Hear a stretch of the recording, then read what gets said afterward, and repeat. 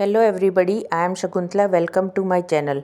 BPCC 105 research psychology की जो इग्नू की बुक है उसमें से ये 3 नोट्स मैं तैयार करवा रही हूँ जो जून 2022 के एग्ज़ाम में आए हैं। ये जो मैंने रेड टिक किया है सोशियोमेट्री एंड दूसरा टॉपिक है एटीट्यूड स्केल और थर्ड टॉपिक है difficulties in data collection through survey research. Okay, ये जो मैंने शो कर रखा है यहाँ रेड टिक करके, इन तीनों को कैसे लिखेंगे वो मैं इसमें एक्सप्लेन कर रही हूँ, तो ध्यान से देखो। फर्स्ट क्वेश्चन हम ले रहे हैं difficulties in data collection through survey research. इसमें हम लिखेंगे सर्वे इंस्ट्रूमेंट। ठीक है, क्या डिफ़िकल्टीज आती है, इस टॉपिक लेंगे। सबसे पहले हमें सबसे पहला टॉपिक है सर्वे इंस्ट्रूमेंट को चूज़ करना, यानी कि like poor design surveys, ambiguous question, had too long questions, can lead confusion. ठीक है, मीन्स क्या हुआ इसका मतलब कि अगर हमारा सर्वे का इंस्ट्रूमेंट जो हमने लिया है, यानी कि क्वेश्चनर जो हमने लिया है, उसके अंदर अगर हमने ऐसे क्वेश्चंस डाल दिए जिनके दो दो मीनिंग हो, यानी कि ऐसा क्वेश्चन डाल दिया जिसके मीनिंग 2 निकलते हैं, जैसे कहते हैं ना दो मीनिंग वाले क्वेश्चंस, इसका तो ये मीनिंग भी कोई निकाल सकता है, तो ऐसे क्वेश्चंस डाल दिए तो फिर वो कन्फ्यूजन क्रिएट कर देंगे और फिर ये सर्वे हमारा जो है प्रॉपर नहीं होगा। ठीक है, या हम ऐसे इतने बड़े बड़े क्वेश्चन डाल देंगे कि लोग बोर ही हो जाएंगे उसको पढ़ते पढ़ते और हमारा क्वेश्चनर कोई पढ़ेगा नहीं और अच्छे से आंसर नहीं देगा, कुछ भी टिक कर लेगा। तो इस तरह से हमारा सर्वे इंस्ट्रूमेंट जो होता है वो सिलेक्ट करना, इसमें डिफ़िकल्टीज़ होती है कि कौन सा सिलेक्ट करें, उसमें डिफ़िकल्टी आती है। दूसरा आता है बियास इशू। ठीक है, बियास इशू मतलब क्या होता है, researcher should not lose track and also avoid false reporting. ठीक है, यानी कि हमें रिसर्चर को कभी भी अपना ओपिनियन उसमें डालने की कोशिश नहीं करनी है। यानी कि अगर हम रिसर्च कर रहे हैं और रिस्पोंडेंट को अपना ओपिनियन बता रहे हैं कि भाई तुम्हें ये चूज़ करना चाहिए, ये चूज़ करना चाहिए, अपना ओपिनियन डाल के उसको ज़बरदस्ती किसी एक चीज़ पे लाने की कोशिश कर रहे हैं तो वो गलत होगा। तो बियास इश्यूज आ जाते हैं, कभी रिसर्चर्स अपना ओपिनियन डालने की कोशिश कर लेता है तो फिर हमारा रिसर्च फेल हो जाता है। या रिस्पॉन्स बियास भी हो सकता है। रिस्पॉन्स बियास में क्या होता है, रिस्पोंडेंट जो है ट्रू आंसर नहीं देता। जैसे कि अगर हम सपोज़ करो हम रिसर्च कर रहे हैं कि बच्चे फ़ोन कितनी देर यूज़ करते हैं, हम एक बच्चे से पूछते हैं कि भाई तुम कितने देर फ़ोन यूज़ करते हो, तो वो झूठ बोल देगा। अगर 10 घंटे यूज़ कर रहा है तो वो 2 घंटे बोल देगा अपने आप को अच्छा दिखाने के लिए कि मैं तो फ़ोन यूज़ नहीं करता हूँ। ठीक है ना, तो यहाँ पर रिस्पोंडेंट भी बियास भी हो सकता है, यानी कि हो सकता है हमारी रिसर्च ख़राब हो जाए जब रिस्पोंडेंट गलत आंसर दे। या सैम्पलिंग बियास भी हो सकता है। सैम्पल चूज़ करने में हम लोग अपने टारगेट पॉपुलेशन के पास नहीं जाएं, तो सैम्पल बियास में if sample chosen doesn't represent the target population.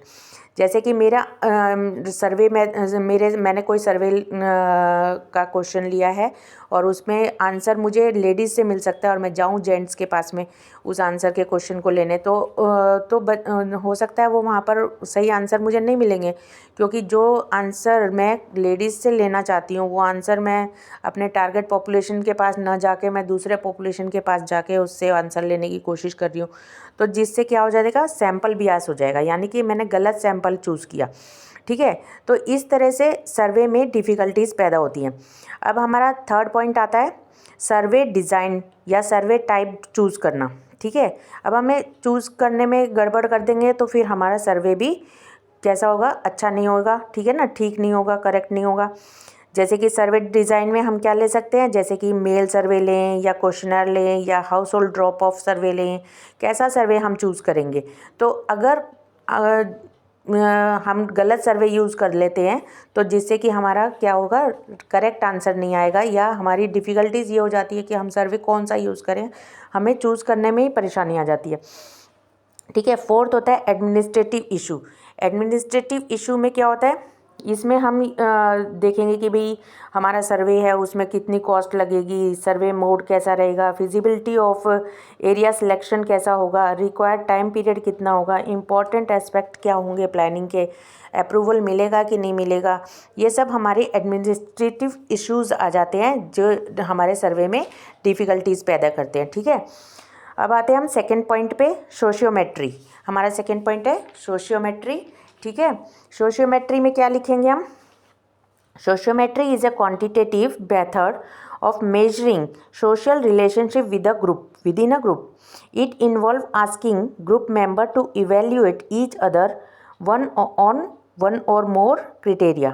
ठीक है, तो मतलब क्वांटिटेटिव मेथड है। सोशियोमेट्री हमारा एक डाटा कलेक्शन का, ठीक है। इसमें भी हम क्या करते हैं कि किसी ग्रुप के मेंबर्स की बीच में कैसी बॉन्डिंग है, कैसी नहीं है, वो हम पता करने की कोशिश करते हैं।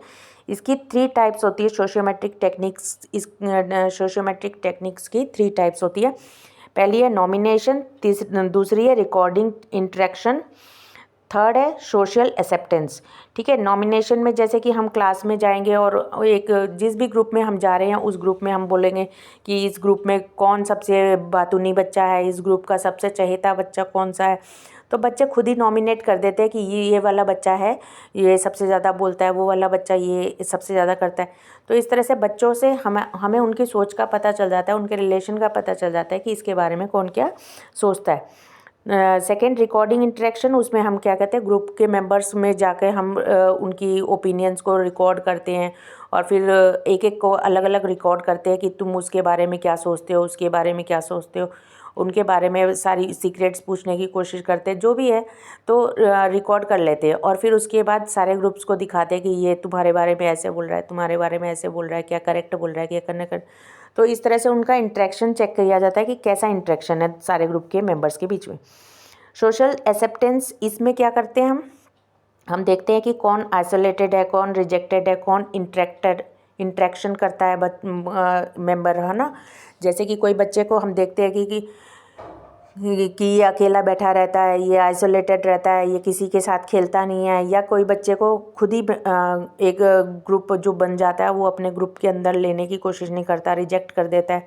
तो इस तरह से हम देखते हैं कि कैसी रिलेशन है इस क्लास के अंदर, इस ग्रुप के अंदर, कि कौन आइसोलेटेड है, कौन रिजेक्टेड है, कौन बहुत इंटरेक्टिव है, कि कैसा उन लोगों के बीच में सोशल एक्सेप्टेंस कैसा है, कौन किसको एक्सेप्ट करते हैं, किसको नहीं करते हैं अपने ग्रुप के अंदर। ओके, तो ये सब चीज़ें हम देखते हैं। तो ये सोशियोमेट्रिक का अगर कोई भी क्वेश्चन आता है तो शॉर्ट नोट्स का इसमें ये कंटेंट तुम सारा डाल सकते हो उसमें, जो मैंने बोला है एग्जाम्पल्स के साथ में डालोगे तो आराम से 2-2.5 पेज बच जाएंगे, और 2-2.5 पेज काफ़ी होते हैं 5 नंबर के नोट के लिए। ओके, अब आता है थर्ड पॉइंट हमारा एटीट्यूड स्केल।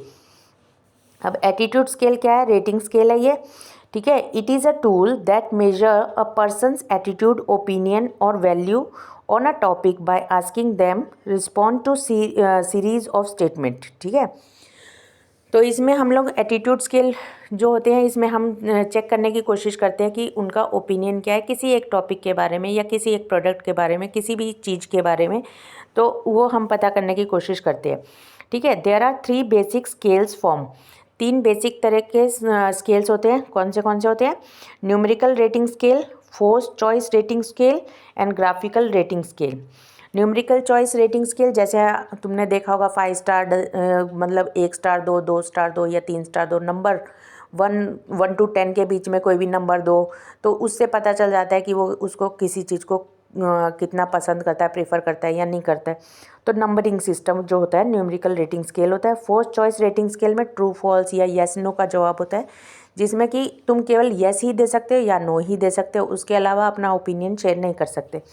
तो वो होता है फोर्स चॉइस रेटिंग स्केल। फिर आता है ग्राफिकल रेटिंग स्केल, मतलब ग्राफ के टाइप में होता है कि भाई ये ग्रुप ने इतना चूज़ किया, इतना बार ग्राफ बना दें, पाई ग्राफ बना दें, इस तरह से, ठीक है। Some common type of attitude scale, कुछ कॉमन टाइप के एटीट्यूड स्केल होते हैं जो होता है, एक होता है लिकर्ट स्केल, दूसरा होता है Thurstone scale, semantic differential questions होते हैं।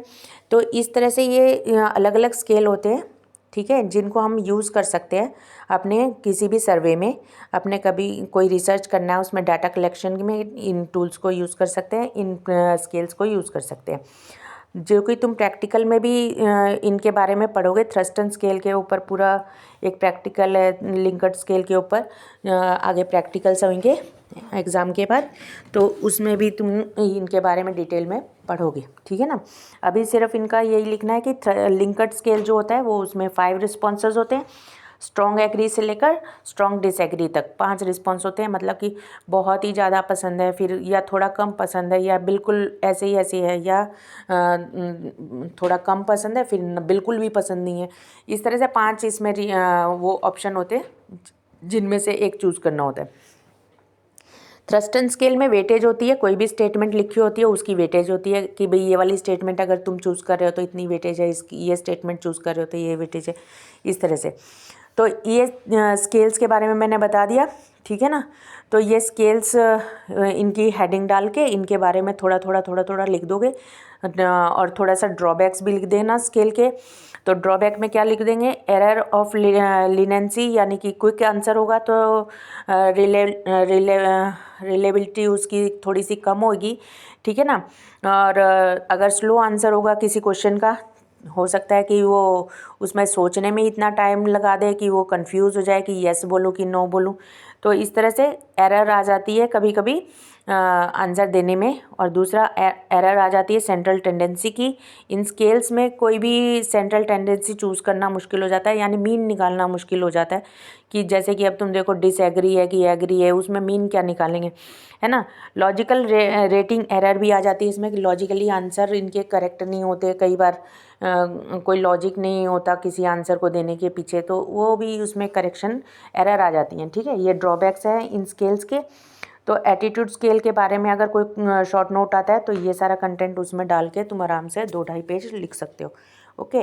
और भी वीडियोस मेरे चाहिए तो आप कमेंट में लिखो, तभी मैं आगे और वीडियोस बनाऊंगी, ओके। और सब्सक्राइब, शेयर और लाइक तो कर ही देना, एंड नोटिफिकेशन ऑन कर देना। अगर आपको और भी मेरे वीडियोस देखने हैं, और भी क्वेश्चंस के आंसर लिखने हैं, सीखने हैं, तो कमेंट ज़रूर कर देना, ओके।